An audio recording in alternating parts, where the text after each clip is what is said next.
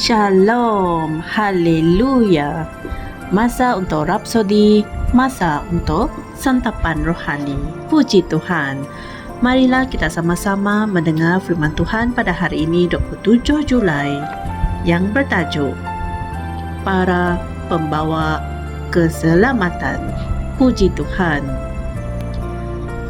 Mari kita melihat ayat pembukaan kita di 1 Timotius 1 ayat 11 yang berkata, sesuai dengan Injil kemuliaan Allah yang terpuji, yang telah dipercayakan kepadaku. Haleluya. Saudara-saudari semua, sebagai orang Kristian, kita mempunyai pelayanan pendamaian. Kerja Injil kita adalah untuk mencapai dunia kita dan mendamaikan manusia dengan Tuhan. Amin. Kita harus melakukannya. Kita yang telah mempercayai Yesus Kristus sudah dibawa ke dalam persekutuan dengan Tuhan dalam 1 Yohanes 1 ayat 3. Tetapi bukan seluruh dunia ini yang telah dibawa masuk. Maka ia merupakan tanggungjawab kita untuk membawa mereka masuk. Puji Tuhan. Yesus berkata dalam Markus 16 ayat 15, pergilah ke seluruh dunia, beritakanlah Injil kepada segala makhluk. Amin. Perintah ini tidak diberikan kepada para malaikat, tetapi kepada kita, pada muridnya. Amin. Ada orang Kristian yang mendoakan Tuhan menghantar malaikat-malaikat untuk memimpin orang datang kepada Kristus. Tetapi itu bukan kerja mereka. Tugas mereka adalah untuk menghubungkan orang ramai kepada kita supaya kita boleh menyampaikan Injil kepada mereka. Haleluya.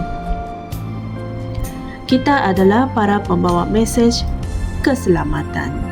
Kitalah yang memimpin orang kepada keselamatan dalam Kristus Yesus.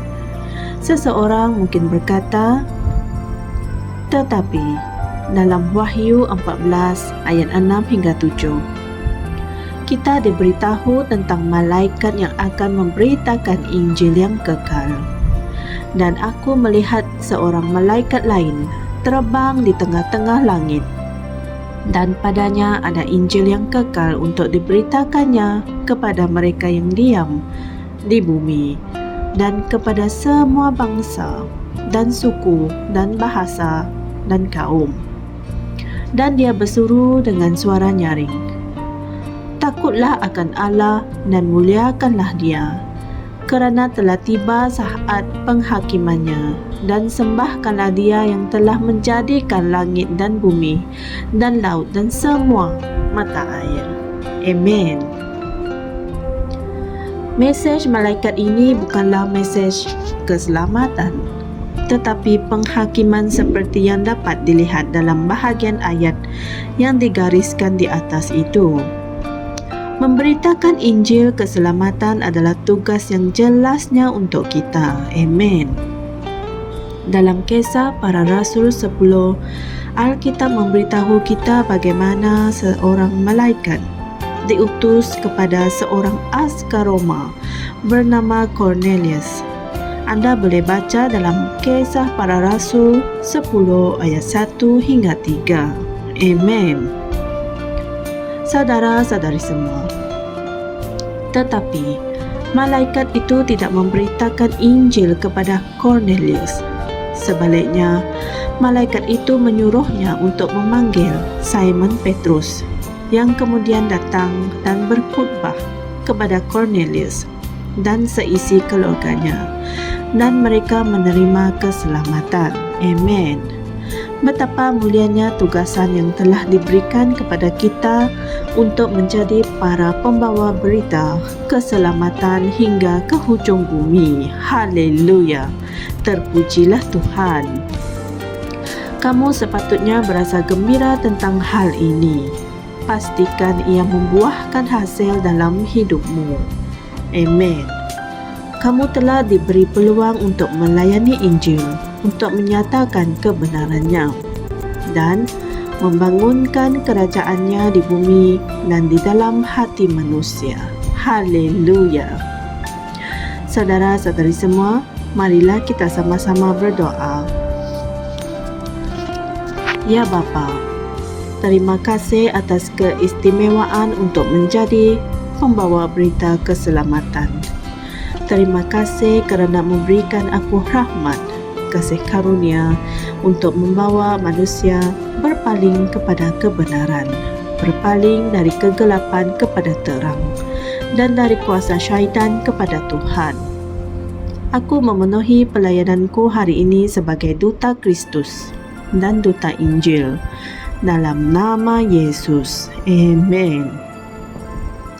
Sebagai renungan tambahan, anda boleh membaca dari Alkitab 16 ayat 15 hingga 16, Daniel 12 ayat 3, 2 Korintus 5 ayat 18 hingga 19, dan Matius 28 ayat 19.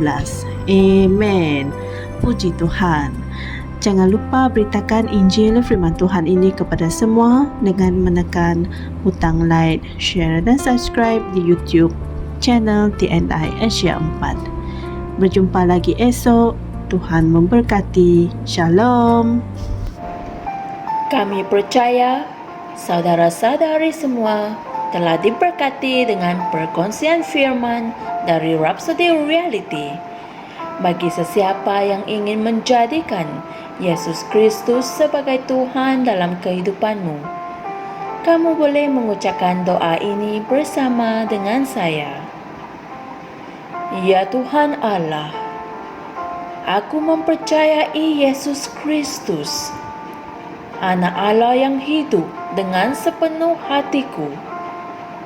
Aku percaya Dia telah mati untukku dan Allah telah membangkitkan Dia dari kematian. Aku percaya Dia hidup hari ini. Aku mengaku dengan mulutku bahawa Yesus Kristus adalah Tuhan dalam hidupku mulai dari hari ini. Melalui Dia dan di dalam nama-Nya, aku mempunyai kehidupan yang kekal. Aku telah dilahirkan semula. Terima kasih Allah kerana menyelamatkan jiwaku. Aku sekarang adalah anak Allah. Haleluya. Tahniah, sekarang kamu telah menjadi anak Allah. Untuk apa-apa sebarang pertanyaan atau untuk mendapatkan lebih banyak maklumat mengenai bagaimana untuk bertumbuh sebagai seorang Kristian, anda semua boleh hantar mesej di akaun Facebook kami atau email kami di tnimsia@gmail.com. Sekali lagi, tnimsia@gmail.com. Tuhan berkati anda semua.